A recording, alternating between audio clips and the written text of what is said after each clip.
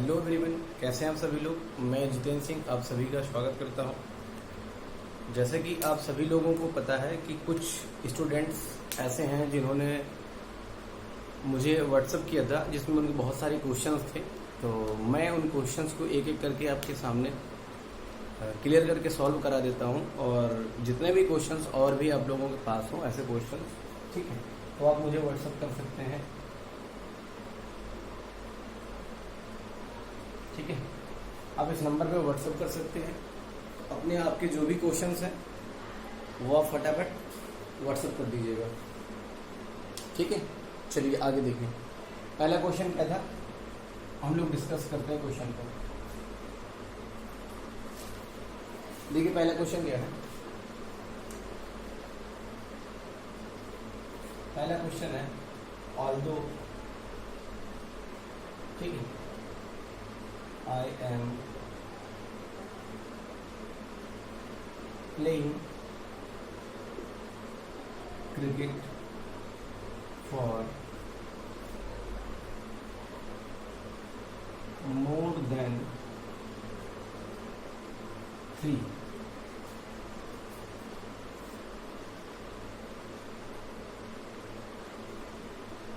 years. Have not been able to score century। ठीक है, देखो पहला क्वेश्चन ये था हमारा, although I am playing cricket for more than 3 years have not been able to score century। देखो इस क्वेश्चन पे आपको एरर बताना है। ठीक है, इस क्वेश्चन को एग्जामिनर ने आपको 3 भागों में बांट रखा है। फर्स्ट पार्ट आपका ए हो गया ये, ठीक है, बी पार्ट आपका यहाँ पे, ठीक, और ऐसा भी सी पार्ट यहाँ पर हो गया, डी पार्ट ये हो गया। ठीक है, देखो इस क्वेश्चन को करने के लिए हमें ध्यान ये देना है, बहुत ही ट्रिपिकल नहीं है, बहुत ही नॉर्मल क्वेश्चन है। आप ऐसे समझ लो कि एक स्टोरी में आपको बताता हूँ, ऐसे समझ लो। देखो इनमें करने के लिए क्या ध्यान देना है, ध्यान देना ये बोल रहा कि यद्यपि आई एम प्लेइंग क्रिकेट, यद्यपि मैं क्रिकेट खेल रहा हूँ, मुझे हो सके भाई साहब कितने दिन, फॉर मोर देन 3 years, 3 साल से ज़्यादा, लेकिन मैंने क्या नहीं किया, मैंने अभी तक सेंचुरी नहीं बताई है, बनाई है। देखो ऐसे क्वेश्चन को सॉल्व करने के लिए हमें करना क्या है, हमें एक चीज़ ये पता है, हम लोगों ने कभी किसी समय पे पढ़ा था सिंस और फॉर के बारे में, सिंस और फॉर के बारे में पढ़ा था। सिंस और फॉर जो है बेसिकली बताने का काम करता क्या है, टाइम बताने का काम करता है। टाइम बताने की बातचीत होती है तो इस पे आगे देखो लिखा हुआ है, ठीक है, इसमें आगे लिखा हुआ है 3 years। ठीक है, अगर 3 years की बात करो तो 3 years जो है टाइम बताने की बात कर रहा है। और टाइम बताने के लिए देखो अगर ये निश्चित होता तो वैसे सिंस लगाते, अनिश्चित होता है तो हम फॉर लगाते। अब देखिए इसमें एक बात और भी है, जो सिंस और फॉर का इस्तेमाल जो है, सिंस और फॉर का इस्तेमाल है वो हम लोग करते हैं किसमें, परफेक्ट कॉन्टिन्यूअस पे करते हैं। किस पे करते हैं, परफेक्ट कॉन्टिन्यूअस पे करते हैं। देखिए हम लोग करते हैं किसमें, परफेक्ट कंटिन्यूअस। परफेक्ट कंटिन्यूअस का मतलब या तो ये प्रेजेंट का हो सकता है, या तो ये भैया पास्ट का हो सकता है, ठीक, या फिर आपका फ्यूचर का। ठीक है, तो अब हमें ध्यान ये देना है, वो बोल रहा है कि यद्यपि आई एम प्लेइंग, यद्यपि मुझे खेलते हुए 3 साल से ज़्यादा हो चुके हैं, ठीक है, लेकिन मैंने अभी तक सेंचुरी नहीं बनाई है। ठीक है, तो वो बात जो है ना, वो बात जो है वो कर रहा है हमारी किसकी, प्रेजेंट की। उसको खेलते हुए जो है ना, उसको खेलते हुए 3 साल से ज़्यादा हो चुके हैं, लेकिन उसने अभी तक सेंचुरी नहीं बनाई है। तो यहाँ पर ये जो एम लिखा वो, इस एम का इस्तेमाल करने की कोई जरूरत नहीं, क्योंकि ये जो बना हुआ सेंटेंस हमारा कंटिन्यूअस में, और सेंटेंस हमें चाहिए बनाना चाहिए हमें किसमें, प्रेजेंट परफेक्ट कंटिन्यूअस में। ठीक है, तो आपको यहाँ पर ध्यान ये देना है कि आपको यहाँ पर लिखना पड़ेगा आई हैव बीन। ठीक है, although I have been playing cricket for more than 3 years have not been able to score century। ठीक है, तो जो इम्प्रूवमेंट था वो आपको क्वेश्चन जो पार्ट ए पे था, ठीक है, वो जो इम्प्रूवमेंट था आपका वो पार्ट ए पर था। तो एक बार जरा इस क्वेश्चन को मैं फिर से बता देता हूँ, आप लोग फिर से समझ लो। देखो जब भी कभी आपको टाइम के बाद दिखाई पड़ जाए, जब भी कभी टाइम का जिक्र हो जाए, तो टाइम बताने वाला जो सेंटेंस होता है वो हमारा मोस्ट होगा किसमें, परफेक्ट कंटिन्यूस में। परफेक्ट कंटिन्यूस या तो प्रेजेंट का होगा, पास्ट का होगा, या तो फ्यूचर का होगा। ये बताने का काम करेगा तो टाइम बताने का काम करेगा। इनके लिए इस्तेमाल किया जाता है सिंस फार का, ठीक है। अब कुछ लोगों के दिमाग में ये आ रहा होगा भाई साहब कि भैया फ्रॉम का भी इस्तेमाल किया जाता है, तो फ्रॉम का भी इस्तेमाल किया जाता है, फ्रॉम का भी इस्तेमाल होता है टाइम के सेंस में। लेकिन ध्यान ये देना है जहाँ पर हम फ्रॉम का इस्तेमाल करते हैं फिर उसके लिए जो है ना, मैं अभी आपको अगला एक वीडियो बनाऊंगा, मैं टेंस पे बना दूंगा, या फिर मैं सेंस फॉर और फ्रॉम पे एक नया वीडियो बना दूंगा जिसमें आपको ये तीनों चीज़ें मैं क्लियर करके बता दूंगा। तो वो हमारा जो है ना बेसिकली हम इसमें इस्तेमाल कर सकते हैं, परफेक्ट कंटिन्यूस इस्तेमाल कर सकते हैं, चाहे प्रेजेंट का हो, चाहे पास्ट का हो, चाहे फ्यूचर का। इस तीनों भी जो है ना उनके फॉर्म का इस्तेमाल कर सकते हैं। इसके बारे में मैं आगे बता दूँगा। तो लिखा हुआ है although I am playing cricket for more than 3 years have not been able to score century. तो ये हमें ध्यान ये देना है कि टाइम बताने का जो काम होता है, टाइम बताने का जो टेंस होता है वो परफेक्ट कंटिन्यूस में होता है, या तो प्रेजेंट परफेक्ट कंटिन्यूस होगा, पास्ट परफेक्ट कंटिन्यूस होगा, या तो फ्यूचर परफेक्ट कंटिन्यूस होगा, ठीक है। तो यहाँ पर टाइम बताने की बात ठीक चल रही थी, इस वजह से हमें कंटिन्यूस इस्तेमाल करने की कोई जरूरत नहीं है, क्योंकि एंड की जगह पर हमें लिखना पड़ेगा आई हैव बीन। आगे का सेंटेंस बिल्कुल सही है, हमें इधर कोई इंप्रूवमेंट करने की जरूरत नहीं है, ठीक है। आई होप ये आपको समझ में आ गया होगा, ठीक है। चलिए नेक्स्ट क्वेश्चन देख लेते हैं हम लोग। अगला क्वेश्चन क्या है जरा देख लेते हैं।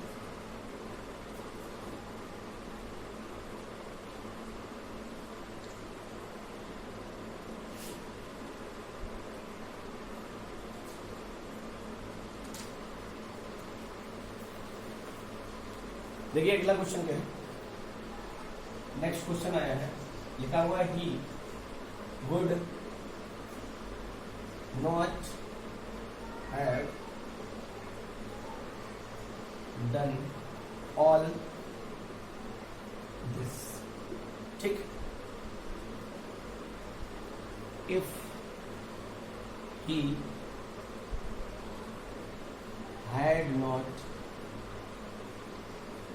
had not been instigated by his wife। देखिए टेंस पढ़ाते वक्त मैं आपको बहुत बार, जब भी जितने भी बार मैंने टेंस पढ़ाया है, तो टेंस पढ़ाते वक्त तो मैंने दो चीज़ों का जिक्र किया होगा कि आप अगर टेंस पढ़ रहे हैं, ठीक है, अगर आप टेंस पढ़ रहे हैं तो आपको ध्यान देना है कि जो कंडीशनल सेंटेंस होते हैं, जो हमारे कंडीशनल सेंटेंस होते हैं, ठीक है, वो भी हमारे टेंस के ही हिस्से होते हैं। तो कंडीशनल सेंटेंस की कहानी है, इस सेंटेंस पर बाकी कुछ नहीं है, सेंटेंस पूरी तरीके से सही है। ये सेंटेंस जो है ये हमारा नो एरर का ऑप्शन होना चाहिए है इस पर, ठीक है। तो मैं बता देता हूँ नो एरर क्यों है। उसका रीजन ये समझ लीजिए कि कंडीशनल सेंटेंस जो होते हैं बेसिकली,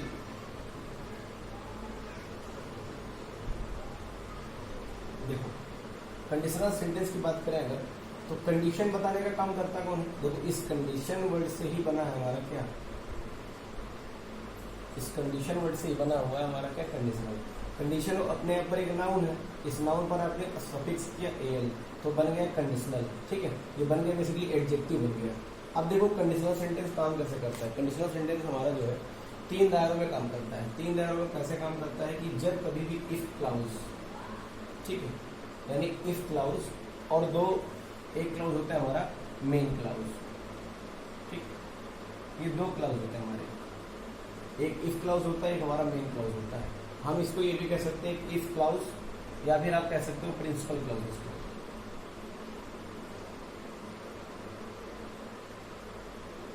ठीक।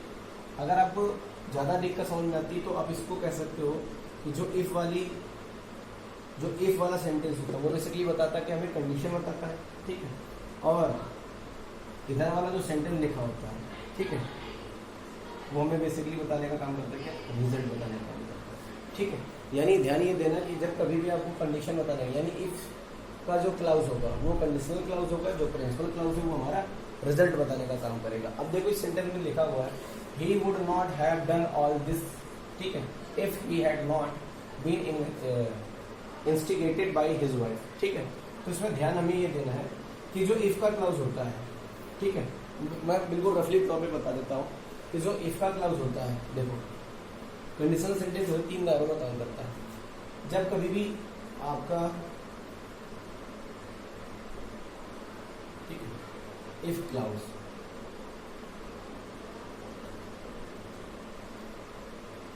देखो जब कभी भी हमारा इफ क्लाउज, ठीक है, किसमें हो, प्रेजेंट टेंस में होगा, प्रेजेंट टेंस में होता है। तो जो हमारा मेन क्लॉज यानी कि जो हमारा रिजल्ट होता है, जो हमारा रिजल्ट होता है वो बेसिकली बनता है हमारे किसके, सब्जेक्ट, विल या फिर शैल वर्ग के फर्स्ट फॉर्म के साथ। यानी हम ये कहते हैं कि इफ जो प्रेजेंट टेंस होगा वो, ठीक है, ता का या फिर गा का सेंस देता है। देखो जैसे हम लोग बोलते हैं if it rains today, if it rains today I will not go to market. देखो यदि आज बारिश होती है तो हम मार्केट नहीं जाएंगे, तो यदि आज बारिश होती है तो हम मार्केट नहीं जाएंगे, ठीक है। तो ध्यान ये देना है कि जब कभी भी प्रेजेंट का, जब कभी इफ क्लाउज हमारा प्रेजेंट टेंस हो, प्रेजेंट टेंस का मतलब ये कि अगर सिंपल बना होगा, ठीक है, तो मेन वर्ब के साथ हमको जिक्र करना पड़ेगा जिसका, एस और एस का। अगर नेगेटिव बना होगा तो हम डू या डच का इस्तेमाल करते हैं। ये प्रेजेंट की कहानी है, ठीक है। अब प्रेजेंट की कहानी ये, अब अगर हम इसी पर अगर हम पास्ट पे आ जाए, ठीक है, अगर इस पर हम पास्ट पे आ जाए, तो इस पास्ट अगर हम पास्ट पे आ जाते तो मुझे कुछ नहीं करना, हमें इसी पर क्या करना है, सब्जेक्ट लिखना है, ठीक है। यहाँ पर वर्ब का सेकंड फॉर्म इस्तेमाल करेंगे या फिर वैसा हम लिख सकते हैं क्या, डिड, अगर नेगेटिव बनाएंगे, ठीक है। तो आगे का जो पैटर्न है वो हमारा चेंज हो जाएगा। पैटर्न क्या चेंज हो जाता है, हमारा जो विल है वो चेंज हो जाएगा, किसमें, हमारा विल चेंज हो जाएगा हमारा, किसमें, वुड में। शैल जो किसमें चेंज हो जाएगा, शुड प्लस वर्ब के फर्स्ट फॉर्म। आगे कोई चेंजमेंट नहीं होगा, ये चेंजमेंट होगा अगर ये इधर वर्ब का सेकंड फॉर्म है तो हमारा इसमें हो जाएगा, ठीक है। जो तीसरा है, जो तीसरा ये एक कंडीशन होगी हमारी, ये दूसरी कंडीशन होगी, और जो तीसरी कंडीशन है हमारी, जो हमारी तीसरी कंडीशन है, शायद दिख नहीं रहा, मैं उसको क्या देता हूँ, ठीक है। देखो जो तीसरी कंडीशन में यहाँ लिखे दे रहा हूँ, आप समझ लीजिएगा। देखो तीसरी कंडीशन हमारी कैसे काम करती है, हमें कुछ नहीं करना, यहाँ पर हमें एक सब्जेक्ट लिखा मिलेगा लेकिन इफ के साथ, ठीक। यहाँ पर आपको इफ लिखा मिलेगा, फिर आपको सब्जेक्ट लिखा हो, हैड और वर्ब का थर्ड फॉर्म लिखा हो, ये, ठीक है। तो आपको ध्यान ये देना है कि आपका लिखा हुआ सेंटेंस लिखा होगा subject, would, have plus verb का थर्ड फॉर्म, ठीक है, या फिर subject should have plus verb का थर्ड फॉर्म, ठीक है, या फिर आपको लिखा मिल सकता है कभी भी कुड हैव प्लस वर्ब का थर्ड फॉर्म। इन तीन में से किसी एक पे सेंटेंस होना चाहिए, इन तीन में से किसी एक होना चाहिए। तो इस देखो इस फॉर्मेट से मैं पूरे सेंटेंस को जचा देता हूँ, आप लोग एक एक चीज क्लियर कर लें। देखो बेसिकली सेंटेंस में क्या है कि आपका रिजल्ट जो है, देखिए ये आपका रिजल्ट पोर्शन है, ये आपका कंडीशन है, ये आपकी कंडीशन है और ये आपका रिजल्ट है। तो देखो ये जो रिजल्ट है हमारा, ठीक है, वो बेसिकली पहले लिखा हुआ है, कंडीशन वाली बाद में लिखी हुई है। तो ये बात मैं आपको कंडीशनल सेंटेंस पढ़ाते वक्त कभी भी मैंने बताया होगा कि ये अपनी पोजीशन कभी भी चेंज कर सकते हैं, यानी रिजल्ट हमारा पहले आ सकता है, कंडीशन वाली बाद में हो सकती है। तो ध्यान हमें ये देना है कि लिखा हुआ ही would not have done plus verb का थर्ड। देखो तो ही, देखो सब्जेक्ट से करो, वुड हो गया आपका, ठीक है, नॉट लगा हुआ तो हैव हो गया, डन वर्ब का थर्ड फॉर्म, ठीक है। तो ये अपनी जगह पर बिल्कुल यहाँ तक कोई बिल्कुल सही है, यहाँ तक ये बिल्कुल सही है, इस पर कोई मिस्टेक नहीं है। अब मिस्टेक नहीं तो आगे जरा चेक कर लेते हैं क्या लिखा है। अगर हम कंडीशन की बात करें तो इफ लिखा हुआ है, ठीक है, देखो सब्जेक्ट हो गया आपका, हेड हो गया और नॉट लगा हो तो इन्वेस्टिगेटिंग वर्ब का थर्ड फॉर्म, ये पैसिव वेल बना हुआ है, ये वर्ब का थर्ड फॉर्म लिखा हुआ, तो ये भी अपनी जगह पर सही हुआ। यानी यहाँ तक का सेंटेंस सही है तो आगे भी सेंटेंस क्या है, पूरा सही है। ये सेंटेंस हमारा क्या हुआ, नो एरर हुआ, ठीक है। तो इस बात को थोड़ा सा अच्छे से समझ लेना। देखिए मैं अभी जो टेंस का वीडियो में बना रहा हूँ, टेंस के वीडियो में बना रहा हूँ, तो टेंस के वीडियो जब मैं बना रहा हूँ तो उसमें मैं इस चीज़ को थोड़ा सा और एक्सप्लेन करके अच्छे से समझा दूंगा, पूरा टॉपिक पढ़ा दूंगा टेंस का। तो उसमें आपको ये कंडीशनल सेंटेंस जो है ना पूरे तरीके से मिल जाएंगे, ठीक। तो ये फिलहाल आपके क्वेश्चन समझाने के लिए मैंने रफली बताया है, ठीक। तो कंडीशनल सेंटेंस के हमारे तीन क्लाउज तीन तरीके से काम करता है, एक प्रेजेंट में काम करता है, एक पास्ट में काम करता है और एक पास्ट परफेक्ट में काम करता है, ठीक है। जो प्रेजेंट की सिचुएशन होती है, ठीक है, उसमें हमें सिंपल सेंटेंस में मेन वर्ब के साथ एस और एस इस्तेमाल करना है। तो जो हमारा रिजल्ट होगा वो सब्जेक्ट विल या सेल प्लस वर्ब के फर्स्ट फॉर्म में आना चाहिए। अगर बात पास्ट की होती है, तो ये जो विल वो हमारा वुड में चेंज हो जाता है, सेल हमारा शुड में चेंज हो जाता है। ठीक है, जब बात परफेक्ट की होती है तो परफेक्ट में 3 कंडीशन होती है। ये subject would have plus verb का third form, should have plus verb का third form, could have plus verb का थर्ड फॉर्म। इन 3 फॉर्मेट में से किसी एक पे फॉर्मेट होती है। ठीक है, आई होप यहाँ तक आपको सब क्लियर आ गया हो गया। ठीक है, चलिए आगे देखते हैं नेक्स्ट क्वेश्चन।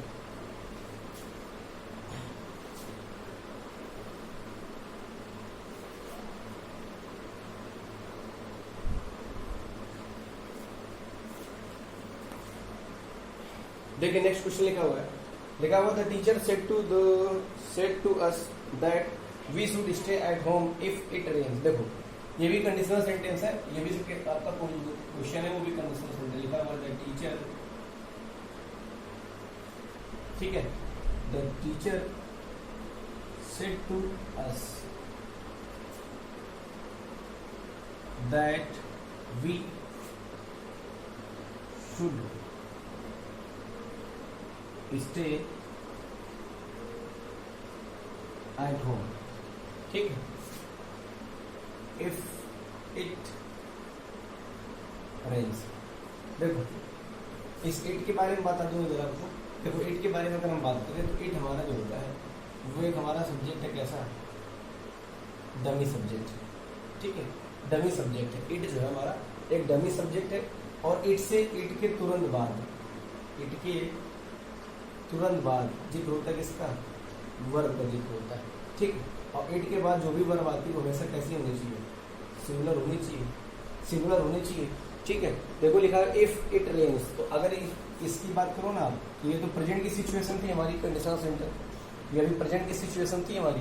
तो प्रेजेंट की सिचुएशन थी तो हमने आपको बताया था कि जब ये प्रेजेंट की सिचुएशन हो तो जो हमारा रिजल्ट था वो बनता था हमारा किसमें, सब्जेक्ट विल या फिर शैल के साथ वर्ब का फर्स्ट फॉर्म। ये सिचुएशन बनती थी हमारी। ठीक है, जो रिजल्ट आता था वो हमारा विल या शैल के साथ वर्ब का फर्स्ट फॉर्म होना चाहिए। तो आप जरा देखो, the teacher said to us, teacher ने हमसे कहा that we should stay at home, कि हमें घर पे ठहरना था।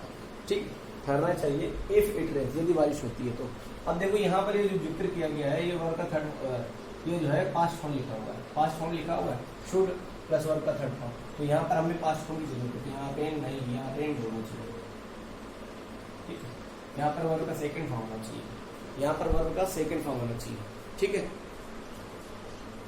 यहाँ पर वर्ब का सेकंड फॉर्म आना चाहिए।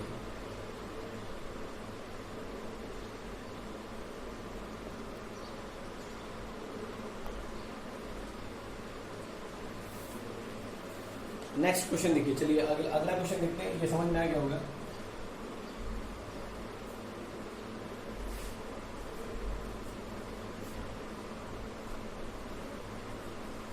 अगला क्वेश्चन देखो लिखा हुआ है the teacher has took the responsibility। देखो बहुत ईजी क्वेश्चन है, इसका कुछ नहीं करना। तो टीचर हैज लिखा हुआ है, देखो हैज, हैव और हैड। ठीक है, ये हमारी वर्ब है। ठीक है, इनके बाद वर्ब का कौन सा फॉर्म आना चाहिए, हमें थर्ड फॉर्म आना चाहिए। तो यहाँ पर बेसिकली है ना, एक होना चाहिए। लेकिन इसमें से एक चीज हमें ध्यान देना है कि इस हैज, इस हैव और इस हैड, ठीक है, इस हैड का एक सेंस रखना भी होता है। ठीक, रखना भी होता है। ये मैं आपको पढ़ा दूंगा कंडीशनल सेंटेंस में। देखो बेसिकली अगर जैसे मैं ये कहूँ I have a black car, ठीक है, तो ये मैं एक ब्लैक कार रखता हूँ, तो ये रखने की वर्ब है। ठीक है, ये रखने का सेंस देने वाली वर्ब है, तो ये वर्ब की थर्ड फॉर्म नहीं है। ठीक, ये वर्ब की थर्ड फॉर्म नहीं है, तो इसके बाद ये होना चाहिए था। देखिए इस क्वेश्चन में कुछ था नहीं। ठीक है, आओ अगला देखिए।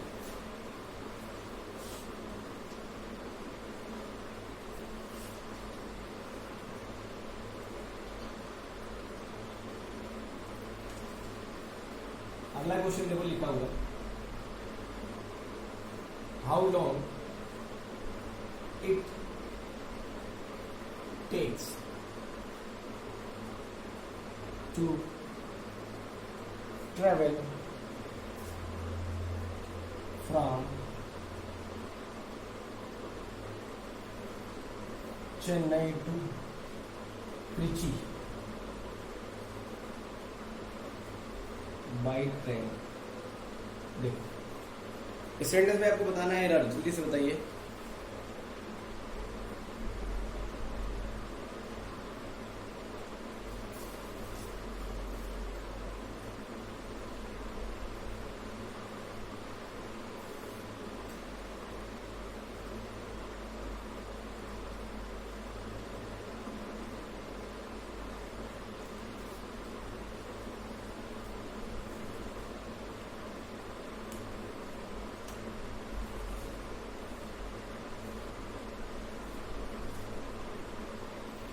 चलिए देखिए, लिखा है how long it takes to travel from Chennai to Trichy by train.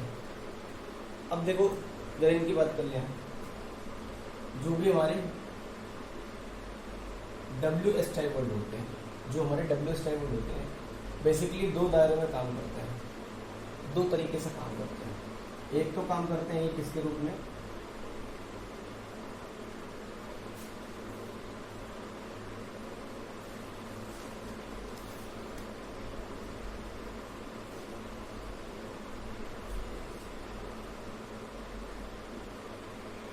Conjunction के रूप में काम करते हैं, इन्हीं को कनेक्टर कहते हैं, ठीक है।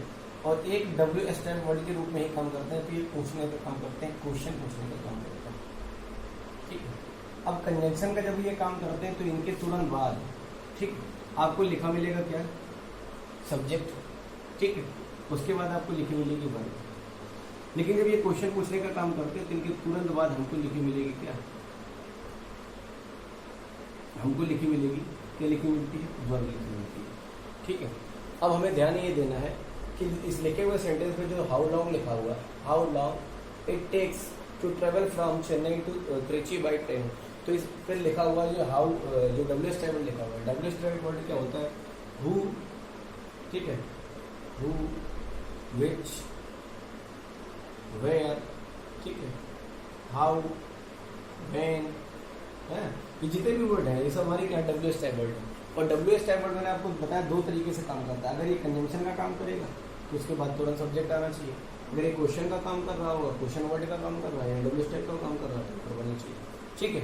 अब आओ जरा बात को ध्यान सुनो, लिखा हुआ है हाउ लॉन्ग, ठीक, और क्वेश्चन वाले वर्ड की ध्यान देना कि आपको लिखा मिलेगा क्या, क्वेश्चन मार्क। लेकिन इस पर आगे जो है ना आपको फुल स्टॉप लगाना पड़ेगा। आपको WS टाइप वर्ड क्वेश्चन के रूप में काम करता है तो तुरंत वर्ब मिलेगी, आगे क्वेश्चन मार्क लिखा मिलेगा। कंजंक्शन के रूप में लिखा होगा ऐसा तो तुरंत सब्जेक्ट आएगा और आगे क्वेश्चन मार्क नहीं, आपको फुल स्टॉप लगाना मिलेगा, ठीक है। अब जरा इस पर देखना शुरू करो, लिखा हुआ है how long it takes to travel from Chennai to Trichy by train. पहली बात तो एक छोटी सी बात ये दिखाई पड़ गई मुझे कि लिखा हुआ है क्या है, फुल स्टॉप, फुल स्टॉप लगा हुआ है, इसका मतलब कंजंक्शन होना चाहिए, ठीक है, कंजंक्शन होना चाहिए भाई, छोटी सी नॉर्मल जो बातचीत है, ठीक है।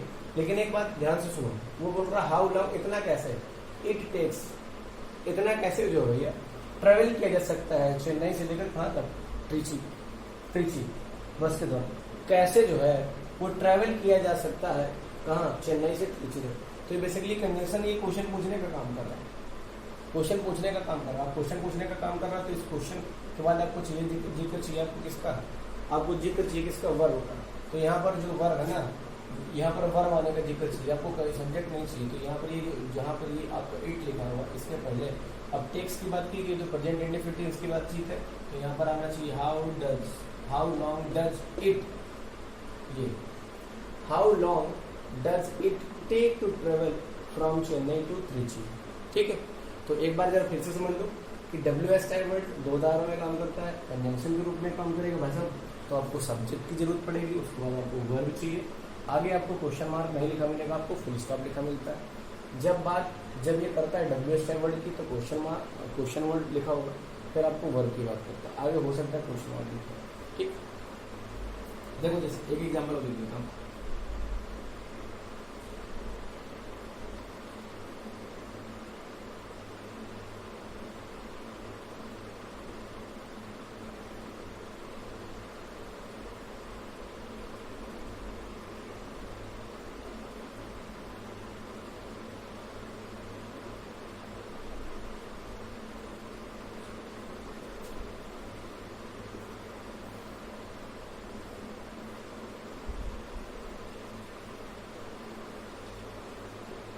देखो लिखा हुआ he did not know to jump from the hill station, ठीक है। ये सेंटेंस लिखा हुआ he did not know to jump from the hill station. तो इस बात पर ध्यान नहीं देना कि जब कभी भी आपको दो वर्ड लिखे मिल जाए, कौन से, नो और एक वंडर, ठीक है, इन दोनों वर्ड के बाद आपको ऑलवेज जरूरत पड़ेगी इसकी WH वर्ड की। ही डिड नॉट नो, वो नहीं जानता कि कैसे जंप किया जाता है, वैसे कैसे हिल स्टेशन पे। तो यहाँ पर इस he did not know how का जिक्र होना चाहिए। He did not know how to jump from the hill station, ठीक है। तो ये बात थोड़ा एडिशनल में याद रखना कि नो और वंडर के तुरंत बाद हमेशा WH वर्ड का इस्तेमाल होता है, ठीक है। नेक्स्ट अगला देखिए, अगला क्वेश्चन,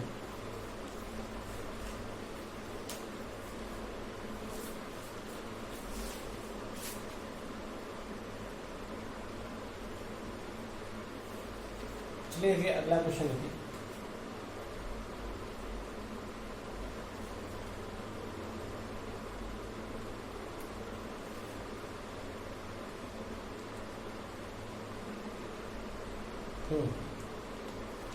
अगला क्वेश्चन है, आई वॉज लेइंग डाउन, ठीक है, व्हेन द डोरबेल rang। देखो इस सेंटेंस में गलती यही पे है, ठीक है। एस्पेक्ट क्या है, हम लोगों ने कभी किसी जमाने में पढ़ा था लाई, ले, ठीक, ले, कुछ ऐसा पढ़ा था, वर्ब पढ़ाते वक्त मैंने आपको बताया था, ठीक। तो यहाँ पर इस ले का इस्तेमाल नहीं, यहाँ पर होना चाहिए LY वाला, LY लेट जाने के लिए, ठीक है। तो ध्यान देना इसमें वाली I was laying down when the doorbell rang, ठीक है। लाई के 3 फॉर्म बताए थे मैंने, ये बहुत इजी था, ज़्यादा ट्रिपल नहीं है। अगला क्वेश्चन देखो, अगला क्वेश्चन लिखा हुआ है seldom if ever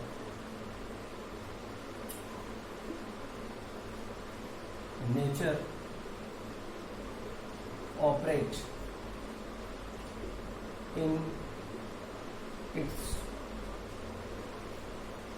own way. तो ये सेंटेंस है, seldom if ever nature operate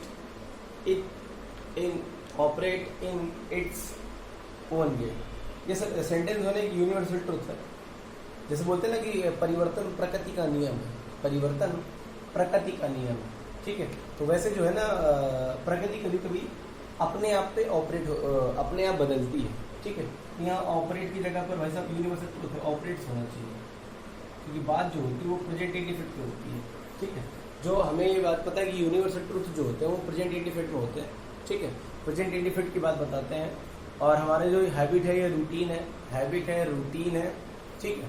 universal truth हो गया, साइकोलॉजिकल फैक्ट हो गए, ठीक है, और साइंटिफिक जो फैक्ट होते हैं वो सब हमारे प्रेजेंट के इंडिफिट पे काम करते हैं। तो इस लिखे हुए सेंटेंस पे ऑपरेट की जगह पर आपको ऑपरेट्स करना पड़ेगा, बाकी सब कुछ सही है। नेक्स्ट अगला क्वेश्चन देख लो, काफी क्वेश्चन भेजे थे भाई आप लोगों ने, शायद 10 क्वेश्चन थे। चलिए अगला देखिए, this TV serial is going on for 3 years। देखिए बिल्कुल सेम तरीके का क्वेश्चन मैं इससे पहले आपको बता चुका हूँ, ठीक है। हमें एक बात ये पता है कि सेंस ऑफ आर का इस्तेमाल हम हमेशा प्रेजेंट परफेक्ट कंटिन्यूस में करते हैं, यानी परफेक्ट कंटिन्यूस में करते हैं, चाहे प्रेजेंट का हो, चाहे पास्ट का हो, चाहे फ्यूचर का हो। तो हमें यहाँ पर ये लिखने की जरूरत नहीं। This TV serial has been, ठीक है, this TV serial has been, ठीक है, गोइंग ऑन 3 years। ये जो टीवी सीरियल पिछले 3 साल से आ रहा है, ठीक है। अगला क्वेश्चन देखिए इसमें ज़्यादा कुछ मतलब ऐसा कुछ ज़्यादा कुछ समझाने की जरूरत नहीं थी, तो उसको मैंने थोड़ा सा जल्दी कर दिया। अगला क्वेश्चन देखो, अगला क्वेश्चन थोड़ा सा अच्छा क्वेश्चन लग रहा है। This is turn out to be one of our most successful projects and we have made quite a larger profit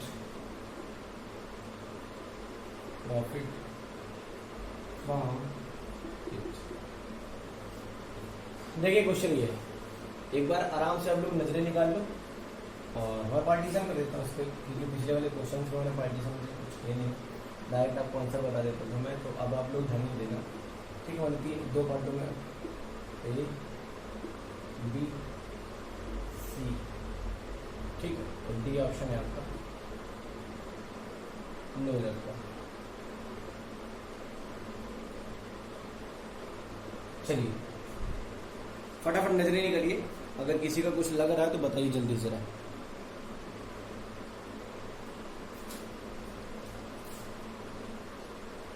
लिखा हुआ this is turn out to be one of our most successful projects and we have made quite a larger profit from it. देखो sentence बिल्कुल easy है, ज़्यादा कुछ समझने दिमाग में लगाने की बात। तो देखो एक वर्ड लिखा मिलेगा मुझे क्या है, एंड, ठीक है। कभी कंजंक्शन पढ़ाते वक्त मैंने आप लोगों को बताया था कि एंड के बारे में ध्यान रखना कि ये कंजंक्शन है, ठीक है। और कंजंक्शन है तो ये दोनों चीज इसके तरफ 2 भी चीज़ें जुड़ेंगी और सेम जुड़ना चाहिए। यानी कहने का मतलब मेरा ये है कि अगर इधर आप वर्ब के थर्ड फॉर्म का इस्तेमाल कर रहे हैं